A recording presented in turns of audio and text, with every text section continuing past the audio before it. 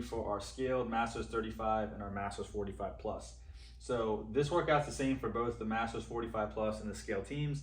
The 35-year-olds have a little bit something different here going on with the toes to bar versus the toe to ring. We'll touch base on that in just a moment.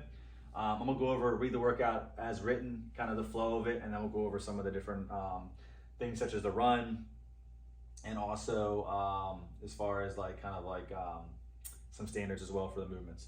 So 3, 2, 1, go. You'll both start on the mat here, right? You'll have your rec bags on your back. Only one person will have a rec bag. So as far as the run is concerned, the 400-meter run, if you want to run the whole 400 meters with the bag on your back and your other partner just wants to kind of like run beside you and cheer you on, say how awesome you are, thank you for doing this for me, that's cool, right? If you want to halfway through change it up, right, give them your bag, that's fine as well. But you only have one person running with the bag, and then again, you guys can decide kind of who wants to run with it or when you want to switch, right? That'll start here. You guys will run out the building, and we'll have an outside destination, which I'll go over with you guys in the back end of this. Right, once you get back inside, you'll drop your bags off. Again, this will be worth 2 parts. So you get a score for your run, a total of 50 points, and then you guys get a score for your actual event, which is a total of 100 points. So there's a little bit of points up for grab for this workout. So 2-parter. All right, so you guys get back inside, you drop your bag off with the green marker here, you move up, down the lane to where your worms are, which will be pretty much at the end of the competition floor. You'll pick it up, and you guys will work into 10 worm squats. Right, just looking for the hip crease to pass below the knee at the same time. Stand up, right, then you're down again, right? So obviously communication is relatively key for this movement. Once you finish your 10, you guys will stay, you'll leave your bag here, you'll work your way back up. You'll move through 3 rounds of 24 power snatches, 75 for the men, 55 for the ladies, 16 toes to ring if you are a Masters 45 plus, or if you're a skill team, or 16 toes to bar if you're a 35 Masters. We have a little bit more of a higher elevated skill for our Masters 35. All right, then we have 8 wall walks. That'll be for our scaled and our 35-year-olds. And you have 6 wall walks if you're in the 45 plus division. All right, so you have 3 rounds of that. So we don't have it up here on the actual setup of our competition floor here, but we should have. I apologize. But you guys will have a 1, a 2, and a 3 indicated on the competition floor. You'll take your chest piece after you finish each round. You'll move it up to round number 2. And then round number 3 kind of indicating where you guys are at within your rounds.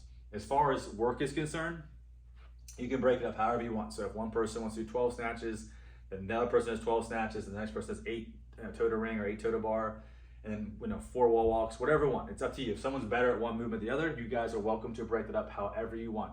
This is one of those workouts where it's not quite as much, I won't say teamwork in the sense that you guys are not required to do a lot of synchronization stuff, right? Other than the worm squats and then kind of running together. Again, you guys are both running together. That middle section can be broken up however you want. It's completely up to you, right? You have a 16-minute cap. Once you finish your last wall walk, right, you guys will run down the competition floor together. You'll finish on your red mat, right? That's when your time will be completed.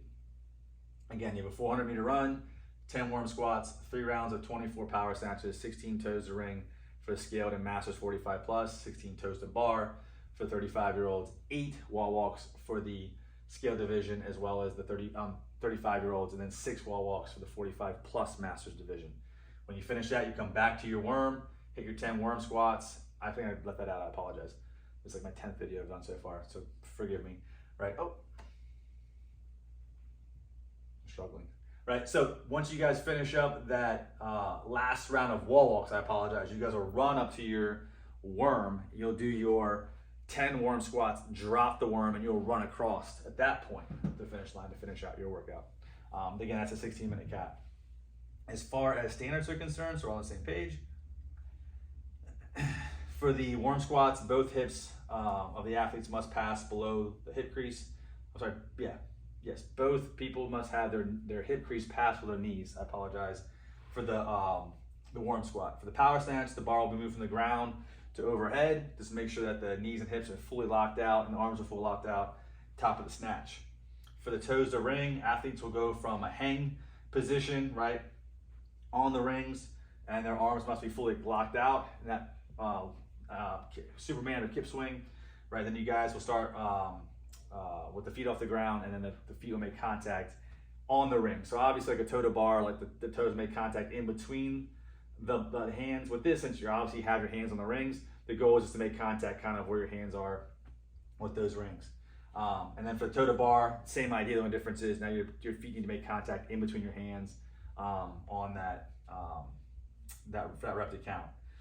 As far as the wall walks, right, we're gonna do kind of what we saw in the open this year as far as some of the setup with like the tape and all that good stuff. We're gonna kind of briefly run through what the reps look like. So every rep begins and ends with the athlete lying down with their chest and feet and the thighs touching the ground. At the start of and the finish of each rep, both hands must touch the very first tape line. So when you guys are coming back down, your hands must touch that tape line, and make sure you guys come back flat to the ground for the rep to count, right? I've seen some people in my gym, sometimes they touch that line and think they're done, and their feet kind of come down, they kind of walk away, right? So make sure your body comes flat to the ground for that to count, right? Both hands must remain on the tape line when you're going up on the wall. So think about when you're going for your first rep, your hands must stay on that tape line till both feet are on that wall. Once both feet are on that wall, then the hands can start moving past that tape line, right? The tape line will be 10 inches from the wall, kind of like the open standard. And I think there was 60 inches was the men, 55 was ladies. We're gonna do something kind of in the middle for you guys as far as distance, kind of keep it at 55 inches for both the men and women as far as the distance going back for your descend when you guys go back down to the ground. So again, if you've done a wall walk in the open, you've done a wall walk in class at the gym, I think for the most part, we do them a good bit at our gym. Everybody's relatively capable of doing those without a lot of thought. So again, if you guys have any questions there, obviously, let me know. As far as the run is concerned, let's talk about that real quick. Right, here's a map of the campus. Right, I want to make sure we're on the same page here. All right, when you guys start the event, right, you'll be on your green mat like we talked about earlier, right? 3, 2, 1, go. You guys will run out the building here, right? There's a big bay door. We go to a parking lot, make a left. We'll go up this little alleyway right here. There's a softball field here, right? Come around toward the back of that. That'll be 400 meters, so 200 meters down. You'll turn back around, come back inside.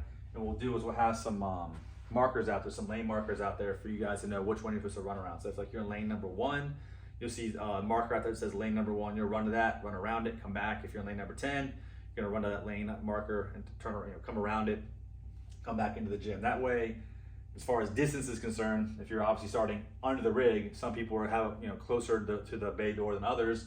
But when you run, you'll run to the furthest marker. If you're in lane number 1, if you're in lane number 10, right, you'll run to the closest marker to kind of make up for distance, and that way it's all fair. But again, we'll brief you guys in the athlete area if you have any questions about that.